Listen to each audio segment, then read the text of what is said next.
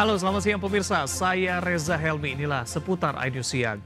Lagi-lagi aksi arogan pengemudi mobil menodongkan pistol ke petugas SPBU terjadi di res area Cibubur, Tol Jagorawi, Jakarta Timur.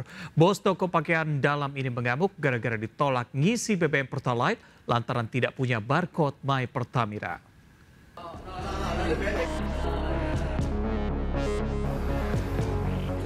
Emosi pengemudi mobil menodongkan pistol ke petugas SPBU Res Area Cibubur, Jalan Tol Jagorawi Cipayung, Jakarta Timur. Ini terjadi setelah petugas SPBU menolak mengisi BBM Pertalite karena pengemudi tak dapat menunjukkan barcode My Pertamina. Setelah dilerai petugas keamanan, pengemudi tersebut pergi. Sebenarnya konsumen minta ngisi Pertalite tapi nggak ada barcode.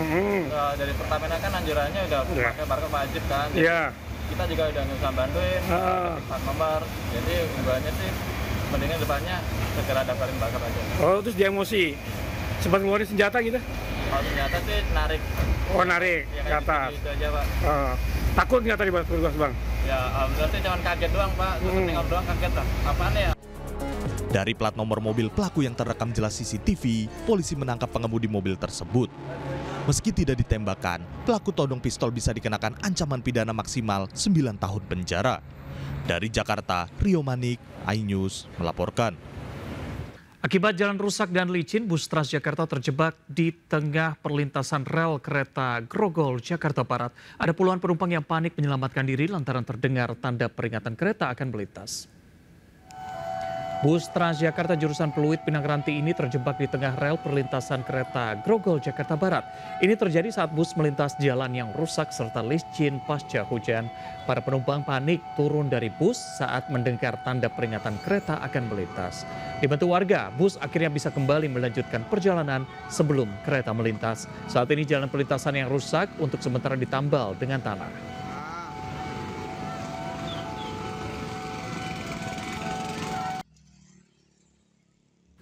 Pemirsa, warga digemparkan dengan temuan jasad wanita dalam koper di tempat pembuangan sampah di Kabupaten Ngawi, Jawa Timur. Korban tewas dimutilasi, bagian tubuh korban tidak utuh.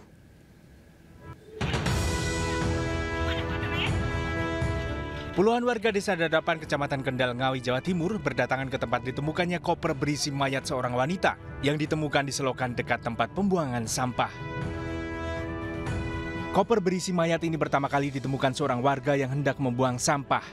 Karena penasaran, koper yang dibungkus menyerupai paket ekspedisi ini pun dibuka. Saat bungkus koper dibuka ditemukan bercak darah. Warga kemudian melapor ke polisi. Penasaran juga, kita buka di kancingnya itu, karena ada kain itu. Kita gunting, terus pas kita buka sedikit kok ada selimut, kebetulan ada semacam bercak darah, akhirnya kita berhenti di situ. Saat kunci koper bisa dibuka paksa, polisi mendapati jasad seorang wanita. Hasil pemeriksaan tim forensik RSUD Suroto Ngawi, jasad wanita tanpa identitas tersebut tanpa kepala dan beberapa bagian tubuh korban tidak lengkap. Kondisi tubuh yang ditemukan ini badan, untuk kaki sebelah kiri dari pangkal paha sudah tidak ada, kemudian untuk kaki sebelah kanan dari lutut, kemudian untuk kepala juga sudah tidak ada. Polisi masih mencari tahu identitas wanita korban untuk mengusut pelaku pembunuhan mutilasi tersebut. Dari Ngawi, Jawa Timur, Asfi Manar, iNews melaporkan. Kita ke informasi berikutnya, pemirsa. Waspada terhadap kejahatan dengan modus petugas gadungan. Berpura-pura menjadi petugas PDAM, pencuri membawa kabur emas batangan 1 kg senilai 5 miliar rupiah dari rumah pasangan lansia di Surabaya, Jawa Timur. Korban tidak menyadari bahwa pelaku mengambil emas batangan yang disimpan di dalam lemari.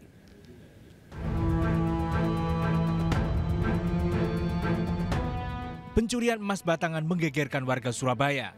Korban lansia berusia 77 tahun, penghuni rumah di Jalan Ahmad Jais, Surabaya.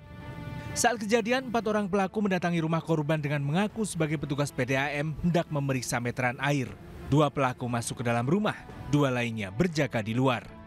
Kecurigaan korban muncul karena para pelaku tiba-tiba menghilang tanpa pamit. Korban dan suaminya kemudian memeriksa barang-barang. Betapa terkejutnya emas batangan seberat 1 kg yang disimpan di dalam lemari di dalam kamar hilang. Pelaku mengambil emas batangan dengan cara mencongkel lemari. Jangan-jangan masuk kamar saya. Ternyata benar. masuk kamar saya, terus ya itu bekas apa? Berkas serpian itu loh. Saya curiga, dijongkel. Saya curiga gitu. Akibat pencurian ini korban mengalami kerugian hingga 5 miliar rupiah. Kasus pencurian ini dilaporkan ke Polsek Genteng, Surabaya. Dari Surabaya, Jawa Timur, Rahmat Ilyasan, iNews melaporkan. Pemirsa, keluarga Oshima Yukari, pramugari yang hilang diduga menjadi korban kebakaran Glodok Plaza histeris saat menyaksikan mobil Oshima dievakuasi. Perhatian yang sama juga dirasakan keluarga pramugari Indira Seviana Bella.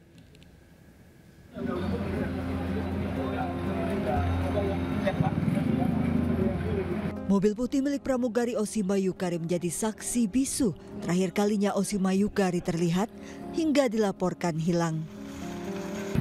Keluarga pun tak kuasa menahan tangis saat melihat mobil Oshima dievakuasi petugas gabungan dari lantai 7 Glodok Plaza. Dari dalam mobil ditemukan karcis masuk ke dalam Glodok Plaza pada Rabu 15 Januari 2025 pukul 18.43. Jadi kami memang belum fokus untuk kendaraan. Nah, karena sudah viral di TikTok tentang kendaraan mobil Oshima itu, sehingga kami takut ada yang pihak-pihak yang tidak berkepentingan, sehingga kami harus secepatnya untuk melakukan evakuasi. Jadi sebelum kejadian Ima itu bertiga dengan salah yang catat di situ. Dia habis main langsung bertiga naik ke sini. Habis itu kita nggak ada info sama sekali. Kemudian kita tahu viral itu. Tak hanya keluarga Oshima Yukari, keluarga pramugari Indra Seviana Bella juga menantikan keajaiban yang sama. Lebih dari sepekan hingga kini Indira belum ditemukan. Keluarga terakhir berkomunikasi melalui pesan singkat pukul 20 malam sebelum kebakaran. Ya, sambil menunggu keajaiban dari Tuhan. Apapun hasilnya nanti ya kita terima dengan ikhlas. Hingga hari ke-8 pencarian terus dilakukan. Kamis siang petugas menemukan kembali potongan anggota tubuh. Total 12 kantong jenazah ditemukan dievakuasi ke Rumah Sakit Polri. Dari Jakarta, Tim Liputan iNews melaporkan. Pemirsa, jenazah korban kebakaran Glodok Plaza diserahkan kepada pihak keluarga. Penyerahan jenazah berlangsung di Rumah Sakit Polri, Jakarta Timur. 3 jenazah korban kebakaran Glodok Plaza telah teridentifikasi, yaitu jenazah Zukri Raj, Aulia Belinda, dan Oshima Yukari. Hari ini 2 di antara 3 jenazah diserahkan kepada pihak keluarga untuk dimakamkan. Jenazah Zuki Aulia dan Aulia diserahkan kepada pihak keluarga, sementara jenazah Oshima Yukari masih disimpan di Rumah Sakit Polri menunggu pihak keluarga Oshima yang saat ini masih berada di luar negeri.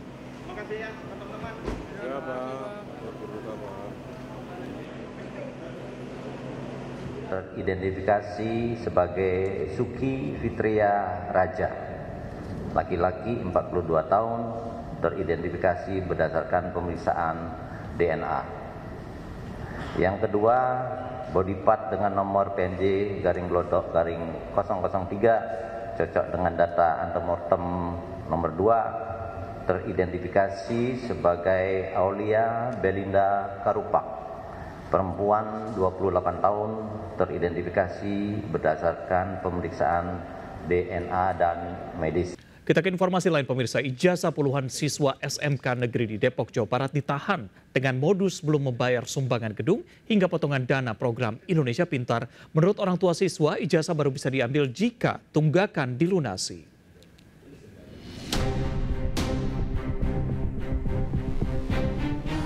Sejumlah orang tua mendatangi SMK Negeri 3 Kota Depok, Jawa Barat. 41 siswa ijazahnya sempat ditahan pihak sekolah.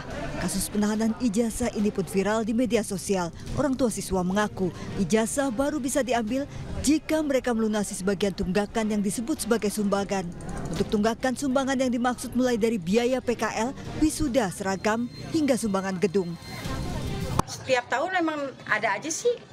Di kelas 1 umpamanya 2,7, nanti kita di kelas 2 ada lagi uang pembangunan, di kelas 3 ada lagi uang seragam, kan udah lunas awal juga, baru masuk juga harus bayar 1,5.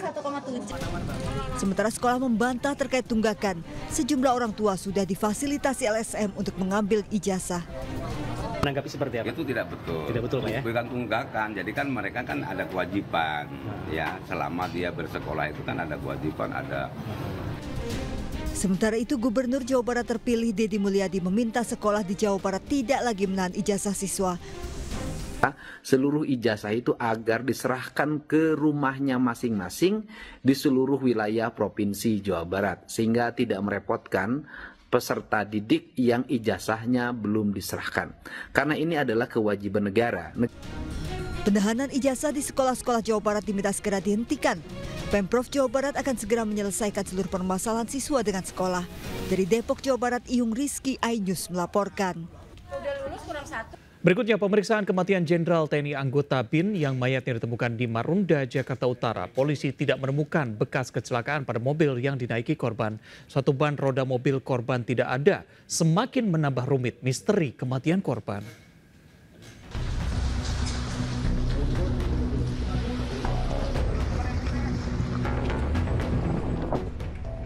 Mobil inilah yang dinaiki Brigjen Purnawirawan TNI Hendrawan Ostevan yang tenggelam di dermaga KCP Marunda, Jakarta Utara. Pemeriksaan mobil yang dinaiki korban, polisi menemukan fakta tidak terdapat ban pada roda kanan depan mobil. Diduga saat melaju di dermaga KCP Marunda, roda depan kanan hanya menggunakan velg. Sementara itu dari hasil olah TKP lanjutan tidak ditemukan tanda-tanda kecelakaan pada mobil yang dinaiki korban. Diperkirakan kecepatan mobil sesaat sebelum jatuh ke laut adalah 35 km per jam. Tidak ditemukan tanda-tanda kecelakaan lalu lintas yang terjadi sebelum mobil jatuh ke laut. Untuk melengkapi penyelidikan, Subdit Resmob Polda Metro Jaya dan tim Puslat 4 Polri melakukan serangkaian tes di dermaga KCP Marunda.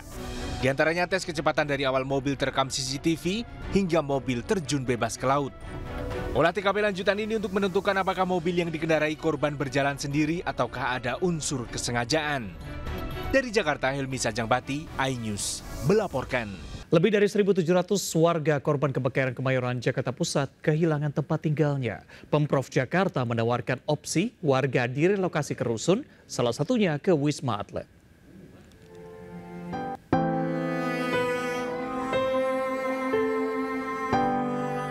Lebih dari 1.700 warga kehilangan tempat tinggal akibat kebakaran 543 rumah di Kemayoran, Jakarta Pusat Selasa lalu.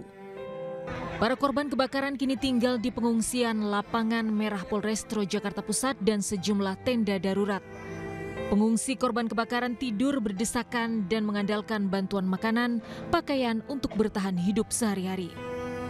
Wakil Gubernur Jakarta terpilih Rano Karno saat mengunjungi posko pengungsian menyebut warga korban kebakaran belum tentu bisa membangun rumah mereka lagi di lokasi semula lantaran lahan yang ditempati milik Sekretariat Negara.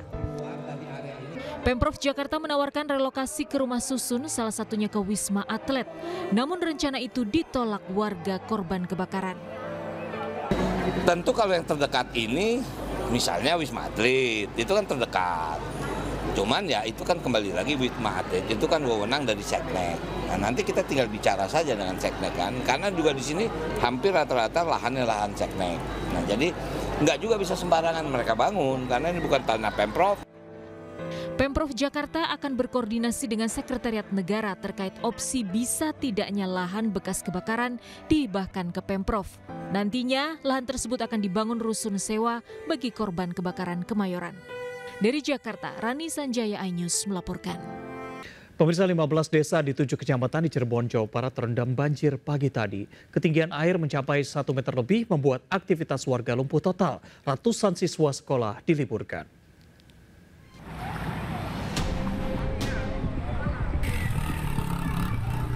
Aktivitas ribuan warga Desa Pangarengan, Kecamatan Panginan, Cirebon lumpuh pagi tadi. Banjir setinggi hingga 1 meter merendam jalan dan permukiman.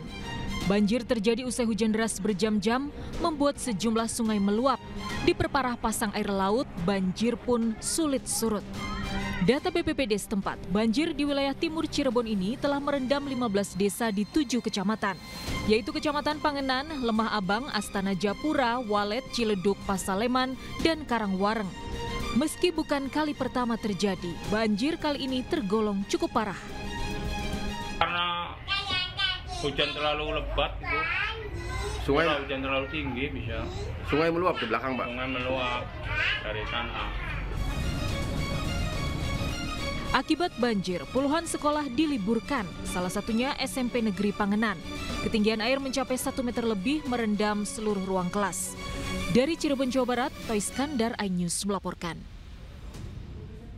Pemirsa, 1 jenazah korban tertimbun longsor di Kabupaten Pekalongan kembali ditemukan, sehingga total korban tewas yang sudah ditemukan berjumlah 23 orang. Dan berikut laporan reporter Hamzah Hasibuan dan juru kamera Sadu Santo. Silahkan.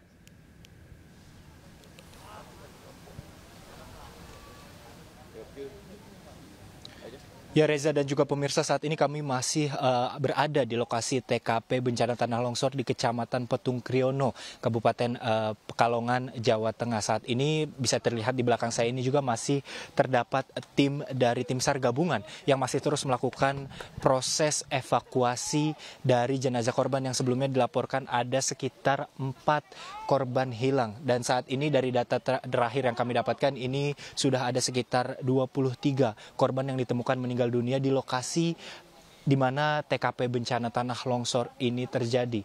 Saat ini kami sedang berada di salah satu titik yaitu sektor 1 di mana pada sebelumnya ini ditemukan jenazah di daerah persawahan. Yang diduga jenazah ini merupakan salah satu dari keempat orang yang dikabarkan korban hilang. Sementara itu, Reza. Si Hamzah, selamat kembali bertugas. Pemirsa, 6 mahasiswa Universitas Hasanuddin Makassar diterjang air bah saat survei lokasi perkemahan. 2 mahasiswi tewas terseret arus, 1 belum ditemukan. 1 jasad mahasiswa Universitas Hasanuddin ditemukan tersangkut di pinggir sungai berarus deras. Tim SAR kembali menemukan jasad kedua, mahasiswi 19 tahun. Air bah menerjang saat 6 mahasiswa mensurvei lokasi perkemahan. 1 mahasiswi masih dalam pencarian.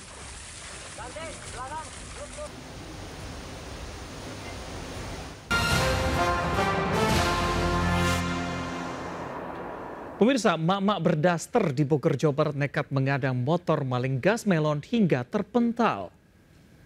Aksi heroik emak berdaster ini terekam CCTV warga di Kecamatan Ciseeng, Bogor. Sang emak nekat mengadang maling gas melon yang mengendarai motor dengan kecepatan tinggi. Korban jatuh terpental bersama maling motor tersebut. Pelaku akhirnya berhasil ditangkap warga.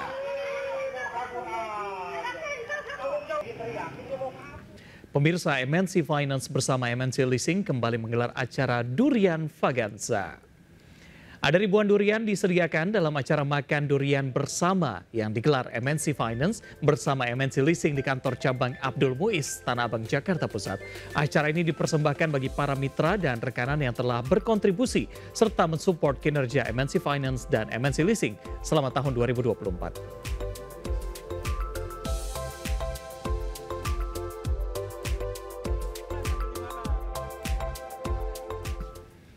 Pemirsa, apa jadinya jika seekor babi hutan lari ke perkampungan hingga masuk ke masjid di Cianjur, Jawa Barat? Nah, beritanya akan sekaligus menutup jumpa kita siang hari ini. Saya Reza Helmi bersama tim yang bertugas. Terima kasih, tetap semangat dan sampai jumpa.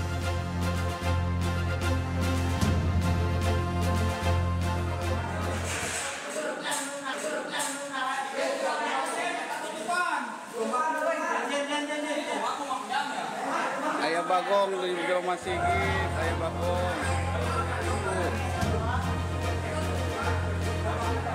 Ayah Bagong di Jero Sigit.